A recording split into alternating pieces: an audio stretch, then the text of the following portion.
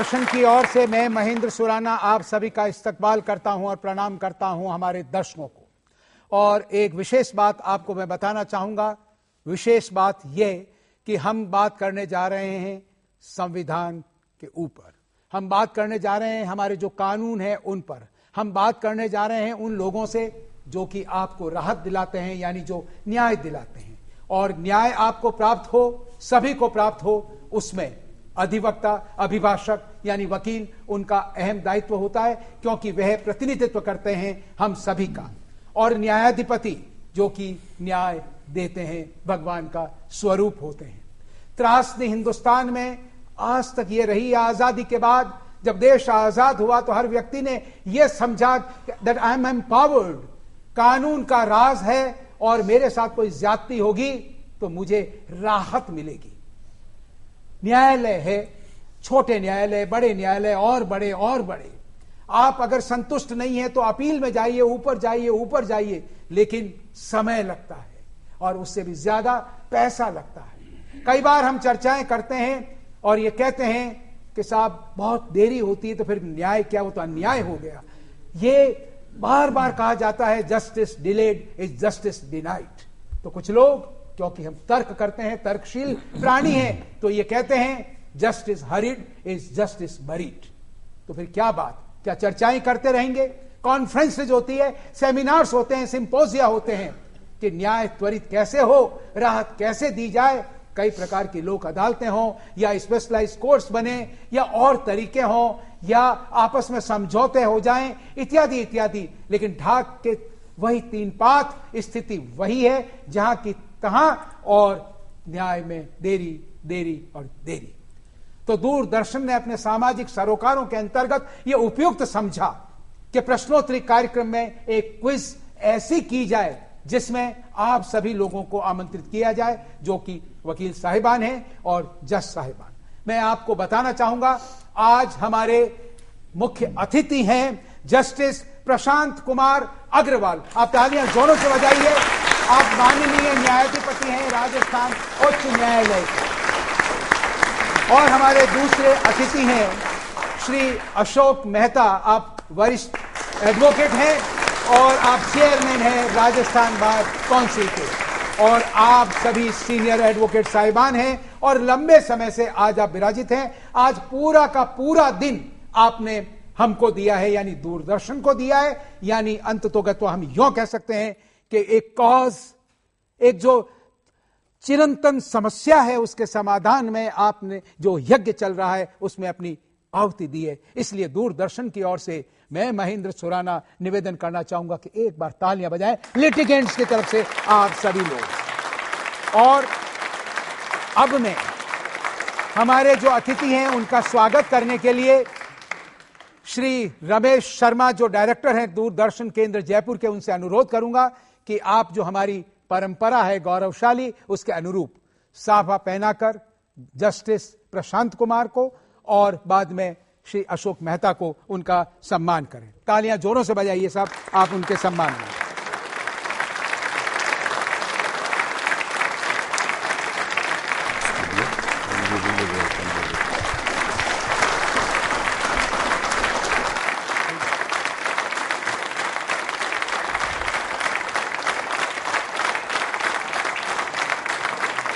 अब मैं अनुरोध करूंगा श्री आर.एस. त्यागी, जो डिप्टी डायरेक्टर जनरल इंजीनियरिंग है दूरदर्शन केंद्र जयपुर के, कि आप मेहमानों का स्वागत करें बुके प्रेजेंट कर।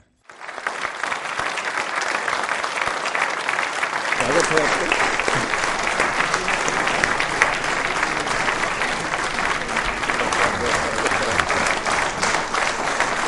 और अब मैं अनुरोध करूंगा डायरेक्टर दूरदर्शन रमेश शर्मा साहब से, आप दो शब्द स्वागत के लिए कहें।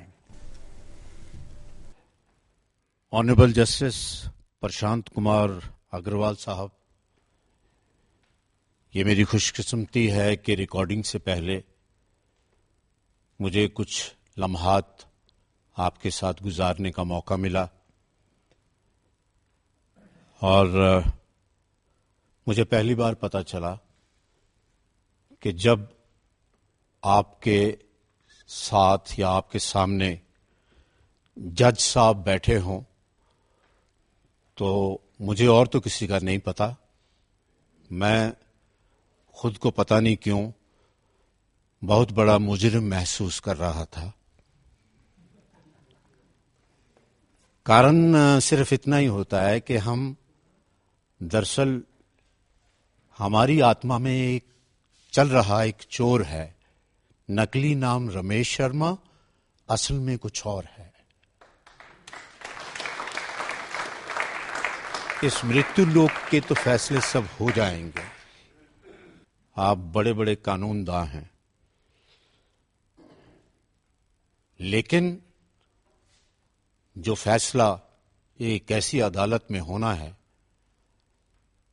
शायद भगवान हमें वो तौफीक अता फरमाए कि हम उसके लिए भी अपने कर्मों का लेखा जोखा खुद ही करें, जिसके लिए ना तो हमें किसी जज की, ना वकील की, ना मुंसिफ की जरूरत पड़े। अब देखिए, जो वकील साहब होते हैं ना, और फिर सीनियर, और फिर बार काउंसिल के चेयरमैन, तो रुतबा तो इनका भी कम नहीं है। पहले जब फिल्मों में ये डायलॉग बोला जाता था कि कानून के हाथ बहुत लंबे होते हैं, तो शायद मैंने कई दफा जब मैं सिनेमा देखने जाता था तो लोग इस बात का मजाक उड़ाया करते थे। लेकिन आज जब भी ये, वैसे तो राइटर्स ने ये जुमला लिखना ही बंद कर दिया है, लेकिन आज न्यायपालिका ने ये साबित कर दिया कि कानून के हाथ वाकई ही लंबे हैं।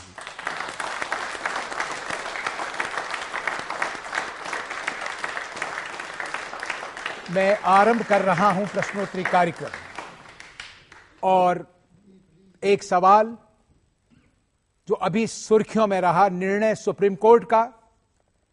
आप सभी को याद होगा कि 2007 में पुणे में रात्रि में 22 वर्षीय एक लड़की कॉल सेंटर से अपनी ड्यूटी करने के पश्चात जो कंपनी द्वारा प्रदत्त गाड़ी थी उसमें घर लौट रही थी, और उसके ड्राइवर और उसके मित्र ने दुष्कर्म किया उसके साथ और उनकी हत्या कर दी।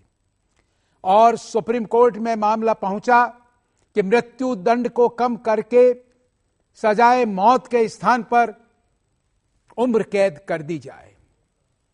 तो जो जजमेंट दिया उसमें जो विशेष बात कही गई वो आपको बतानी है कि जस्टिस, यानी जो चीफ जस्टिस ऑफ इंडिया की जो अध्यक्षता वाली बेंच थी एचएल दत्तू साहब की, उन्होंने क्या विशेष बात कहते हुए उनकी इस पेटिशन को निरस्त कर दिया। सार रूप में उन्होंने क्या कहा कि नहीं, हम नहीं कर सकते, ये मामला ऐसा नहीं है, क्योंकि 1, 2, 3 मोटे रूप से आप रोजाना उन चीजों को देखते हैं। ऐसा दुष्कर्म, ऐसा जघन्य अपराध, मैंने करीब करीब हिंट तो दे ही दिया, रूलिंग ही बता दी एक तरीके से मैंने आपको। उन्होंने क्या कहा? उन्होंने कहा ये रेयरेस्ट ऑफ रेयर केस जो है जी, उसकी श्रेणी के अंदर। जी, ये तो एक कहा ही, बिल्कुल रेयरेस्ट ऑफ द रेयर ये केस है। और उसके साथ में उन्होंने अपनी व्यथा का प्रकटीकरण किया, और शायद वो पूरे देश की व्यथा थी जो उन्होंने बताई इस जजमेंट में। वो एक पंक्ति और फरमाइए। देश की व्यथा कह दी मैंने, क्या व्यथा है आपकी इस मामले को लेकर के? बड़ा ही जघन्य अपराध जिस प्रकार से कारित हुआ और जिस तरीके से हुआ, बड़ा शर्मसार हुआ पूरा देश। यस, पूरा देश। उन्होंने कहा पूरे समाज के विरुद्ध यह अपराध है, और इसलिए हम सजाए मौत को कम नहीं कर सकते। आतंककारी हो या दूसरे लोग भी हो, कई प्रकार के कृत्य, दुष्कृत्य करते रहते हैं, लेकिन कई बार जो पूरा देश है, पूरा समाज है, वो आंदोलित हो जाता है। तो यही बात उन्होंने कही। शुभ नाम आपका? किंशुक साहब। क्या बात है, तालियां किंशुक साहब के लिए जोरों से बजाइए, जोरदार तरीके से।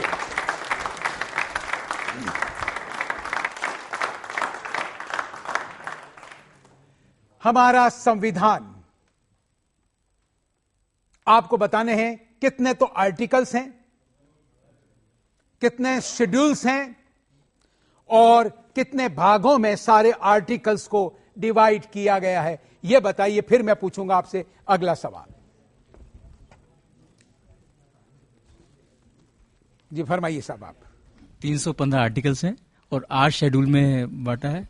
315 है और 8 शेड्यूल में बटा है। ये तो आप उस जमाने की बात कर रहे हैं जब drafting committee headed by doctor Ambedkar ने कॉन्स्टिट्यूएंट असेंबली के सामने ड्राफ्ट जो पेश किया था संविधान का, उसमें 315 आर्टिकल्स एंड अनुसूचियां 8 थी। मेरा सवाल यह है, constitution of India that means as on date. तो एक बच्ची ने हाथ खड़ा किया तो मैंने कहा कि budding advocate, therefore I must go, इसलिए मैंने आपको बाईपास किया, आप अन्यथा नहीं ले। ये अतिक्रमण एंक्रोचमेंट की श्रेणी में नहीं आता, मैंने कोई अपराध कारित नहीं किया है। जी सर 12 तो शेड्यूल है जी, 12 शेड्यूल है जी, और 22 पार्ट्स में डिवाइडेड है। 22 पार्ट्स में डिवाइड किए हुए हैं सारे जो आर्टिकल्स है कॉन्स्टिट्यूशन ऑफ इंडिया के। बिल्कुल सही। और कॉन्स्टिट्यूशन में आर्टिकल्स कितने हैं? सो बता रही हूँ। पुरस्कार तो पक्का हो गया सब, पुरस्कार तो पक्का हो सर गया। पुरस्कार नहीं चाहिए जी पुरस्कार तो नहीं चाहिए। नहीं, पुरस्कार नहीं चाहिए, पुरस्कार देना ही पड़ेगा क्योंकि आपको लेना ही पड़ेगा, क्योंकि मैं दे रहा हूं क्योंकि आपने 22 पार्ट्स कह दिया, आपने 12 शेड्यूल्स कह दिया। 368 नहीं सॉरी वो 368 भी महत्वपूर्ण है, इसलिए याद रह गया, उसको पढ़ाते हैं, इंपॉर्टेंट है वो। Article 368 of the constitution of India आते इंपॉर्टेंट सवाल जब LLB कर रहे होते हैं, इत्यादि इत्यादि। जी सर एक पार्ट तो भूल रही, नहीं लेकिन कोई बात नहीं, आप तो शुभ नाम बताएं। किरण जी, चाहूं और आलोक फैले आपका। तालियां जोरों से बजाइए किरण जी के लिए। हाँ साहब बताइए कितने आर्टिकल? जी खड़े होइए आप। 395 बिल्कुल सही। शुभ नाम? योगेंद्र सिंह राजावत। जोगेंद्र सिंह जी राजावत साहब के लिए तालियां जोरों से बजाइए, जोरदार तरीके से बजाइए साहब। 395 साहब। देखिए साहब, सुप्रीम कोर्ट ऑफ इंडिया, जो इस सुप्रीम कोर्ट की बात करते हैं तो जहन में आ जाता है चित्र सुप्रीम कोर्ट का नजर, और आदमी अपने आप को एम्पावर्ड और एलिवेटेड फील करता है। मेरा सवाल यह है कि सुप्रीम कोर्ट शुरुआती दिनों में वो कौन सी ख्यातनाम बिल्डिंग है जहां पर लगा करता था, यानी इस बिल्डिंग में नहीं था तो किस बिल्डिंग में था और कितने वर्षों तक? जी जी जी। Parliament house for 25 years। Parliament house for 25 years। देखिए आप 25 को हटा दें, क्योंकि फिर 25 साल तो बहुत होता है। न्याय में देरी इतनी भी नहीं होती है। शुभ नाम? पुंडरीकाक्ष मित्रुका। मित्रुका साहब, पुरस्कार पक्का पार्लियामेंट हाउस के लिए। तालियां जोरों से बजाइए। और एक पुरस्कार यह भी दिला करके और मानेंगे। आप बताइए कितने वर्षों तक पार्लियामेंट हाउस में स्थापित रहा supreme court of India? The answer is for 8 years। इस जानकारी के लिए भी आप बजा सकते हैं तालियां।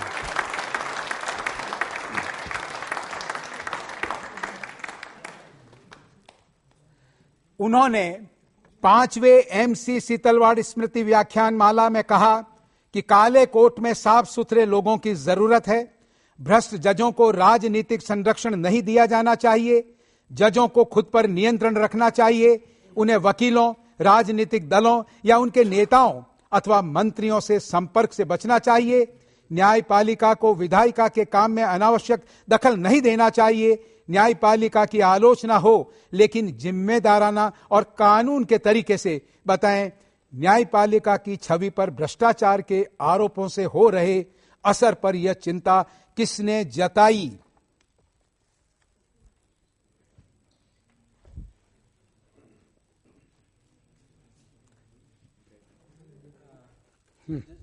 हाँ, दादा chief justice RM Lodha.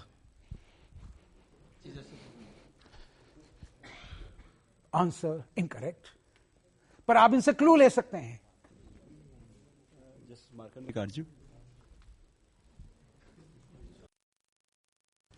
Justice SH Kapadia. तालियां जोरों से बजाइए। कलेजा चाहिए ऐसी बातें कहने में। जो छींटे उछल रहे थे या जो लोग उछाल रहे थे, उन्होंने जवाब दिया। 25 अगस्त 2012 को दिल्ली में ज्यूरिस्प्रूडेंस ऑफ कॉन्स्टिट्यूशनल स्ट्रक्चर विषय पर व्याख्यान देते हुए कहा, जजों को देश नहीं चलाना चाहिए, हमें सख्त नियमों के भीतर काम करने की जरूरत है। जब कभी आप किसी कानून को खारिज करें तो ध्यान रखें कि सरकार के अधिकार क्षेत्र में हस्तक्षेप नहीं हो। हम जनता के प्रति जवाबदेह नहीं हैं। उन्होंने कहा, जब जज अधिकार का विस्तार करे तो यह जरूर सोच ले कि क्या इस पर अमल संभव है। यदि जज नीतिगत फैसला देते हैं जिसे लागू कराना मुश्किल है, सरकार इसे मानने से इनकार कर देती है, तब आप क्या करेंगे? अवमानना का मामला दर्ज करेंगे या फैसले को लागू करेंगे? आपको यह बताना है कि ये उद्गार किसने प्रकट किए इस व्याख्यान में।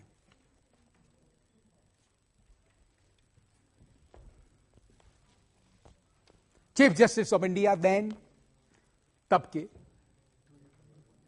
अब तो बड़ा ही सरल है, बहुत पुराना नहीं, मैंने तारीख भी बताई।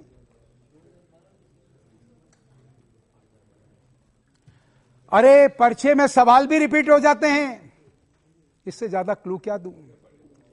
वो एक हाथ खड़ा किया, एक हाथ खड़ा किया है साहब, जस्टिस एस कपाड़िया, उन्होंने पकड़ लिया, सभी ने पकड़ा था। बस वो यही तो था कि कौन महारे सो मीर। तालिया, शुभ नाम? नरेश। नरेश जी, क्या बात, क्या तालियां जोरों से बजाइए सर, जोर से।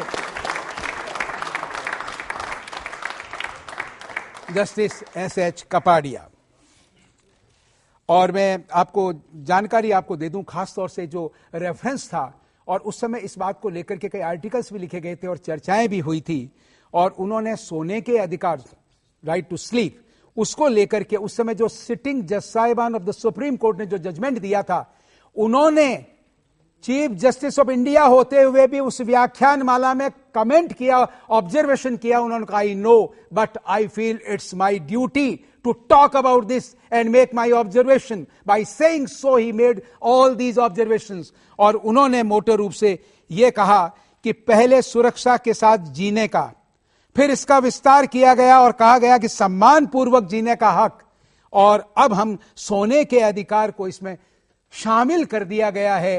यानी article 21 of the constitution, protection of life and personal liberty, इसके स्कोप का कितना विस्तार और कितना विस्तारित ये किया जाएगा। और उन्होंने आगाह ये किया कि सिर्फ हम ध्यान ये रखें, is it possible to implement these things और नॉट। तालियां सम्मान के लिए बजाइए जोरदार तरीके से उनके लिए आप।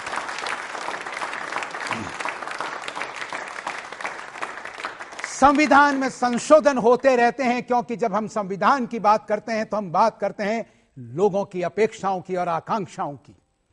और जब यह समझा गया कि नीति निर्देशक तत्वों के जो चैप्टर में इस प्रावधान को करने से केंद्र सरकारें और राज्य सरकारें सक्षम नहीं हुई तो उस काम को कर दे, तो part 3 of the constitution about fundamental rights, एक नए आर्टिकल को जोड़ा गया। माय क्वेश्चन इज, वो नया आर्टिकल कौन सा है जो मूल अधिकारों के चैप्टर में जिसे जोड़ा गया? मूल अधिकारों में जी sir, I think it's article 21A। Article 21A क्या है साहब? Right to education. Right to education किन के लिए? अरे नहीं, मैं ऐसा मत बोलिए। For all the kids up to all the kids, 6 वर्ष से लेकर all the kids up to the age of. शुभ नाम आपका? संदीप पाठक। संदीप साहब, बिल्कुल सही उत्तर दिया, बिल्कुल संदीप साहब के लिए तालियां बजाइए। और अब मैं एक आपको और पुरस्कार दे दूंगा। कॉरेस्पॉन्डिंगली एक और आर्टिकल में कुछ अमेंडमेंट किया गया, that is part 4A of the constitution. आपने हाथ खड़ा किया सर, हाँ बोलिए अब आप। फंडामेंटल ड्यूटीज जी में ऐड किया था जी। सभी अभिभावकों को ये कहा था कि वो अपने बच्चों को पढ़ाएं। तो कौन सा आर्टिकल, क्योंकि हमारे दर्शक जो इस कार्यक्रम को देख रहे हैं वो आर्टिकल वगैरह बोले तो थोड़ा उनके भी जहन में हो जाए, और फंडामेंटल ड्यूटीज की बात है तो जो थोड़ी जानकारी का अभाव है उसमें वो याद रखेंगे कि भाई दिस आर्टिकल, ये जो है वो आर्टिकल 51A क्लॉज के।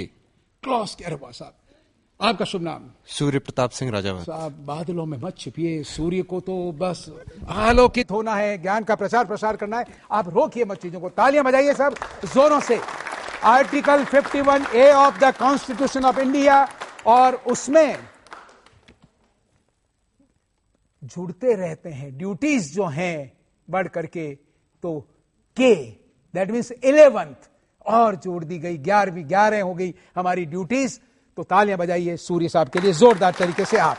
और इसके अंदर जैसा कि आपने कहा, पेरेंट्स और जो गार्जियंस है उन पर यह आयत किया गया है कि यह आपकी रेस्पॉन्सिबिलिटी होगी, यू हैव टू एंश्योर कि 6 वर्ष से लेकर के 14 वर्ष तक की आयु के जो बच्चे हैं उनको आवश्यक रूप से शिक्षा दिलाने में आप मददगार बने। तालियां बजाइए इस कानून और इस प्रावधान के लिए।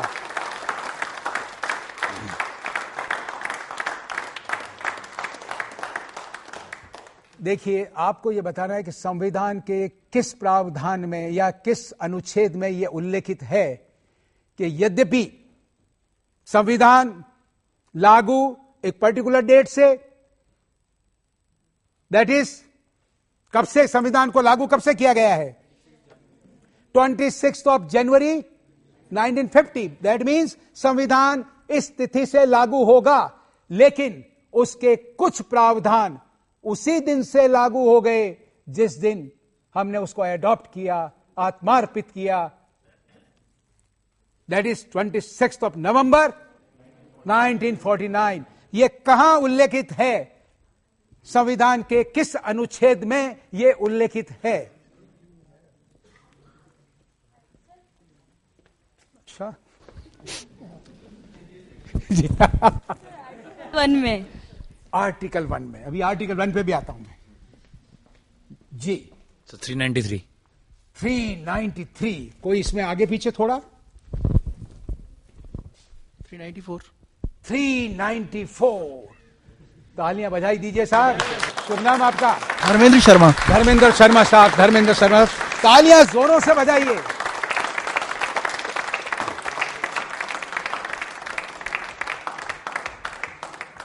और देखिए क्या था कि नागरिकता, चुनाव, ये इस तरह के जो कुछ प्रावधान थे सेक्शन 5 से लेकर के 5, 6 आर्टिकल 5, 6, 7, 8, 9 एंड सो ऑन, आगे आगे जो करीबन 15 आर्टिकल्स हैं, उनके बारे में यह कहा गया था कि ये तत्काल महत्व के हैं, तात्कालिक महत्व, तत्काल ये लागू आ जाएंगे। तो इसीलिए जिस दिन से हमने अडॉप्ट किया उसी दिन से ये फोर्स में आ गए।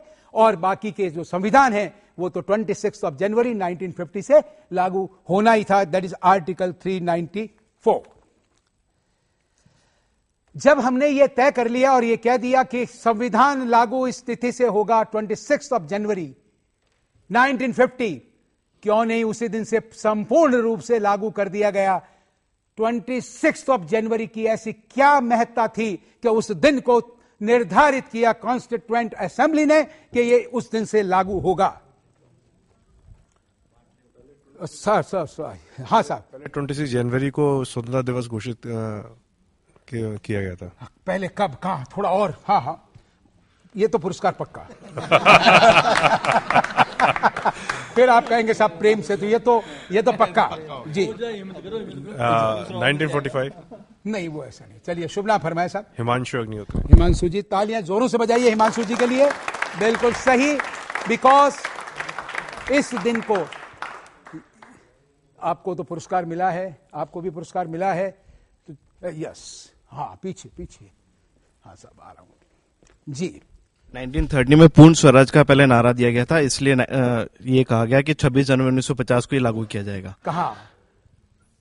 1930 के अंदर पहले जब डिक्लेयर करा था इंडिया को फ्री, उसके लिए पूर्ण स्वराज का नारा दिया गया था। कौन सी तारीख को? मैं ये बता दूं, रावी की नदी के किनारे लाहौर में ऑल इंडिया कांग्रेस कमेटी का यह अधिवेशन था जिसमें ये रिजॉल्व किया गया। क्या रिजॉल्व किया गया सूर्य साहब, आप प्रकाश डालें जी। भारत के लिए पूर्ण स्वतंत्रता, कंप्लीट इंडिपेंडेंस का जो रेजोल्यूशन पास करवाया गया था, उस वक्त पंडित जवाहरलाल नेहरू उस अधिवेशन के अध्यक्ष थे और उन्हीं की अध्यक्षता में सबसे पहले तारीख 26 जनवरी।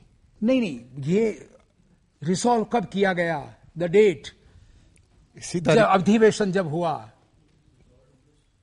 26 जनवरी को ही रिजोल्यूशन दिया था। जी नहीं, देखिए, दैट वाज 31 दिसंबर 1930 जबकि ये रिजॉल्व किया गया और उस दिन ये तय किया गया कि आगामी 26 जनवरी को स्वतंत्रता दिवस के रूप में मनाएंगे, भारत की आजादी के रूप में। और तब से लेकर के उस दिन को प्रतिवर्ष स्वतंत्रता दिवस के रूप में मनाते रहे।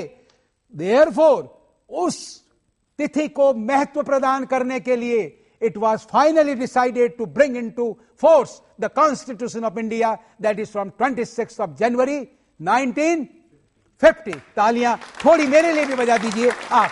और इसमें कोई विशेष बात नहीं, मुझे ये सवाल लेना था तो मैं पढ़ के आया हूं, और आपको तो साधुवाद इस बात के लिए कि आपको ये मोटी मोटी चीजें भी आपको इतनी याद है। तालियां एक बार अपने लिए बजाइए आप।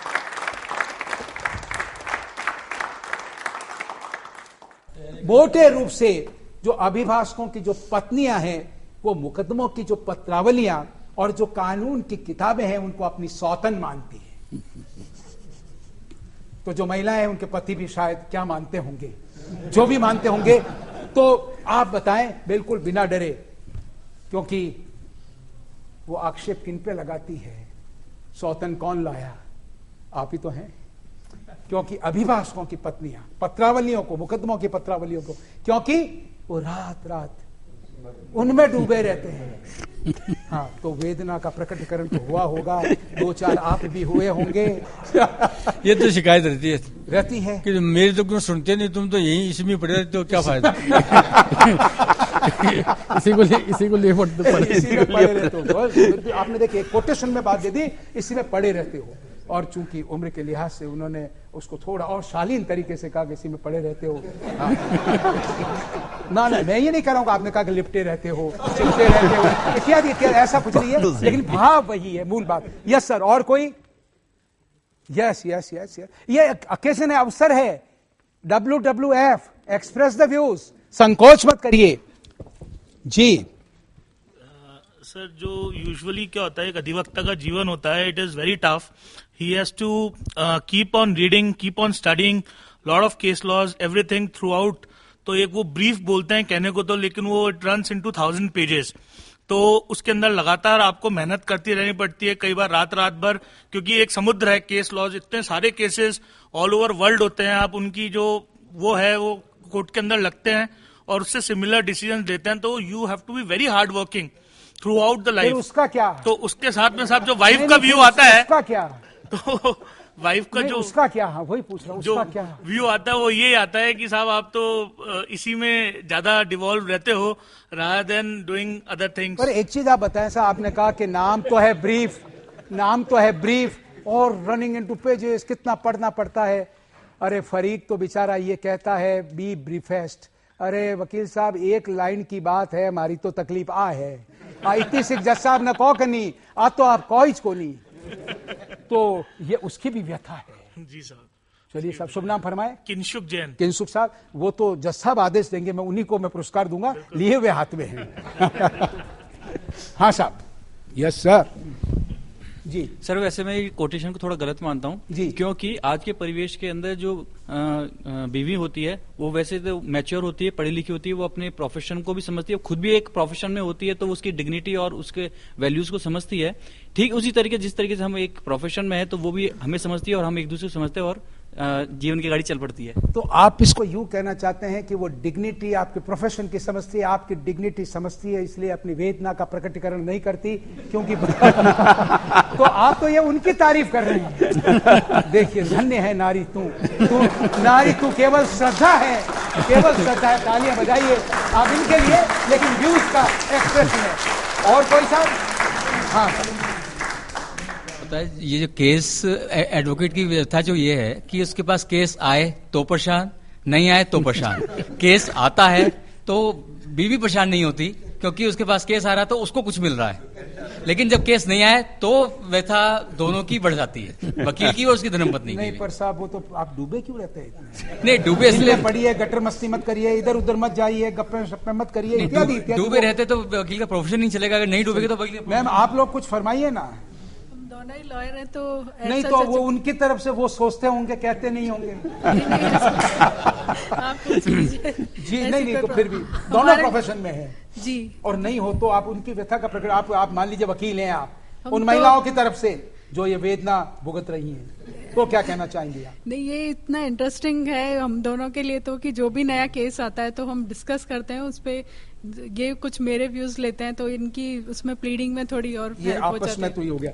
सर मेरे ख्याल से अगर आप आदेश दें तो सभी को जिन्होंने भाग लिया है सभी को एक एक पुरस्कार। हाँ बिल्कुल, पुरस्कार तो सभी को वैसे तो सबसे बढ़िया वास्तविक जो व्यथा है वो तो राम कुमार सिंह जी ने जो बताई राम है। कुमार सिंह जी ने धन्य हो राम कुमार सिंह जी, उनके लिए तालियां जोरों से बजाइए।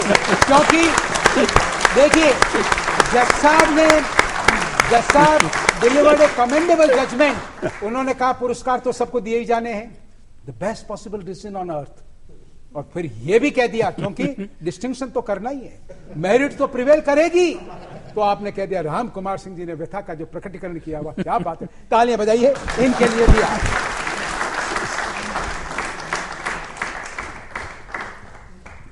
सर बड़े ही प्यार से हमारे चेयरमैन को आप सवाल पूछा था सर, आपने ये भी नहीं कहा कि आप गलत दिया है और उनको इनाम भी नहीं दिया। यस मैम, शुभ नाम? अलकनंदा जी, बहुत बहुत बधाई, शुभकामनाएं। यस सर, अब आप हाथ खड़ा करें सब, किन्होंने भाग लिया था, आपने वक्तव्य दिए थे। Yes sir, ब्रीफेस्ट। शुभ नाम सर? किंसुक साहब, जैन साहब, तालियां बजाइए साहब किंसुक साहब के लिए।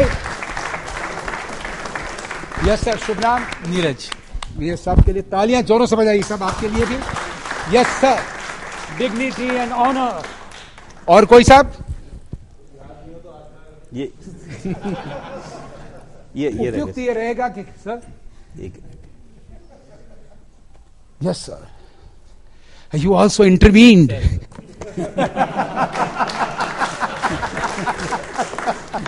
Okay sir, thank you. तालियां तो बजती रहनी चाहिए। तालियां। Yes sir. वैसे जज साहब भी वकील रहे हैं सर, तो उनको भी अपनी व्यथा मालूम है। दोनों तरह की व्यथा मालूम है। सर देखिए, whether is the president of any nation, the prime minister, the chief justice of any country के वहां के जो कोर्ट हैं या जो कोई भी व्यक्ति है, वो पहले ह्यूमन बीइंग है, और ह्यूमन बीइंग होने के नाते दादा है, नाना है, भाई है, पति है, बेटा है, तो वो जो सब भावनाएं वो सारी चीजें होती है। इसलिए ये तो हो ही नहीं सकता कि निष्ठुर हो गए या पत्थर हो गए या जो संवेदनाएं हैं वो मर गई, वो हो ही नहीं सकता। इसलिए जैसा कि मेहता साहब ने कहा, इट्स वेरी नेचुरल, और वेरी नेचुरली चीजों को प्रकट किया जाता है। तो आइए, जब आपने कह दिया तो मैं भी फिर मैं आपसे मुखातिब हो ही जाऊं, क्योंकि हमारे जो दर्शक हैं वो लालायित हैं कि इस अवसर का लाभ उठाया जाए। सर, हम अभी जब बात कर रहे थे और शुरुआत में भी जैसे मैंने निवेदन आपसे किया, तो आप भी व्यथित होंगे, क्योंकि आप भी पूरा प्रयास करते हैं, सारे बेंच और बाहर दोनों मिलकर के पूरा प्रयास होता है कि भाई कितना जल्दी त्वरित न्याय हम दे सकें। तो क्या क्या मोटे रूप से कारण हैं जो डिले न चाहते हुए भी हो जाते हैं, और क्या आप सोचते हैं अपने अनुभव से कि कौन से टूल्स और टेक्निक्स हैं जिनको एम्प्लॉय करके हम इसको न्याय को गति को बढ़ा सकते हैं, त्वरित कर सकते हैं? सर, हमारे देश में मुकदमों की संख्या बहुत अधिक है, जिसके कई कारण हैं, और उनके निस्तारण में अत्यंत विलंब होता है। और विलंब इसलिए होता है कि मुकदमों की संख्या बहुत ज्यादा है, और विलंब होता है इसलिए मुकदमों की संख्या बढ़ती जाती है। तो ये दोनों कारण एक दूसरे के पूरक हैं। सर,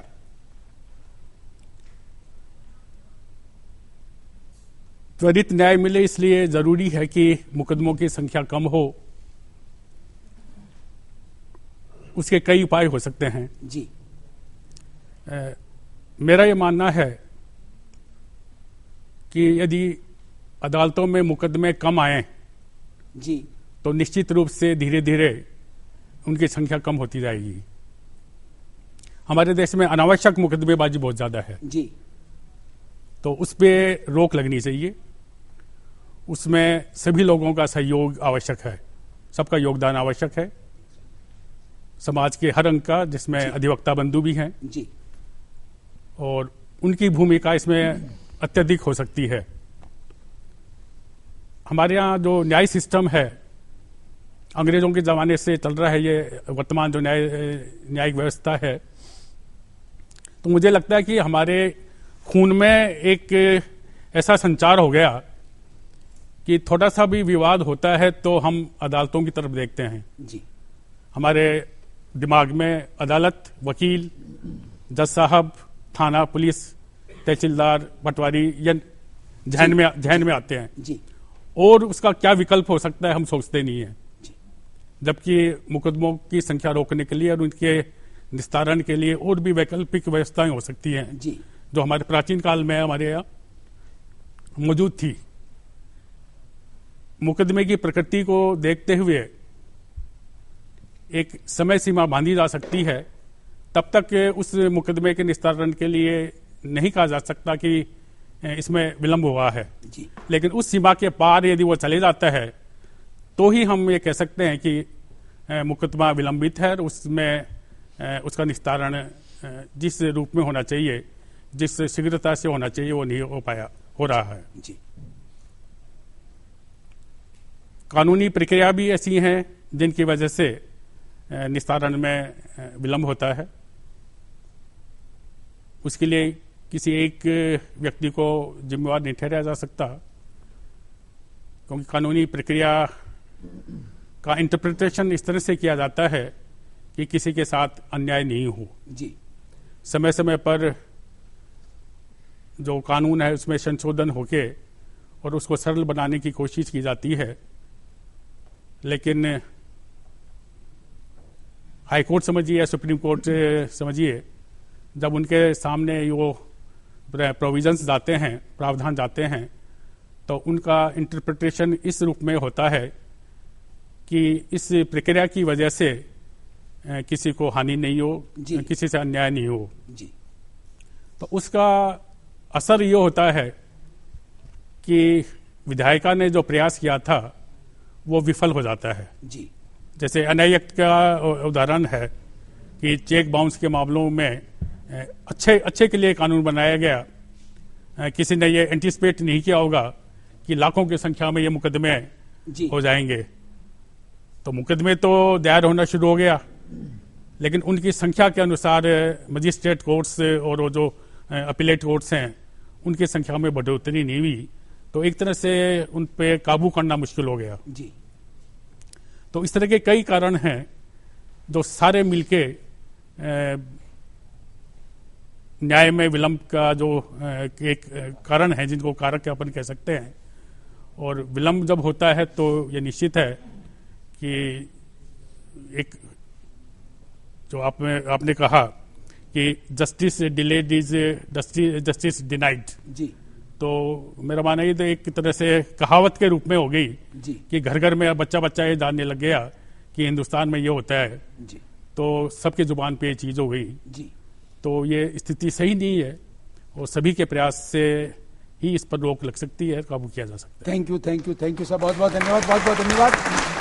तो मेहता साहब, मैं एक चीज आपसे जानना चाहूंगा, थोड़ा संक्षेप में आप बताइएगा कि आप ये तो बताएं कि वकीलों की आपकी संख्या कितनी है, आपके जो मेंबर साहिबान हैं वो कितने हैं, महिला वकील उसमें कितने हैं, और उनके वेलफेयर वगैरह के लिए भी आप क्या कर रहे हैं, क्योंकि वो तो एक नेग्लेक्टेड पक्ष रह जाता है, 24 घंटे लगे हुए हैं, तो उसके लिए भी, क्योंकि you are the chairman of the bar council, तो ये भी आप थोड़ा बताएं प्लीज सर। वर्तमान में करीब 67,000 एडवोकेट्स हमारे यहाँ पंजीकृत हैं, जिसमें लगभग 9,000 महिलाएं हैं जी।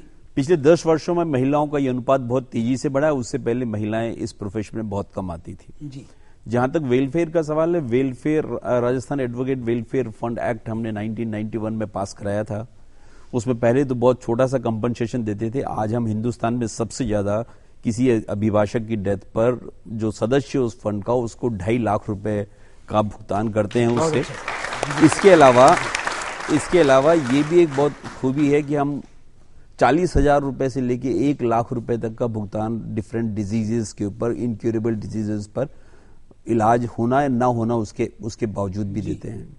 और रिटायरमेंट कोई अगर अपना लेता है तो उस पर भी हम उस शेड्यूल के अनुसार उसको भुगतान करते हैं, जो 2 लाख 2.5 लाख रुपए से लेकर के 6.5 लाख रुपए तक का है। जी।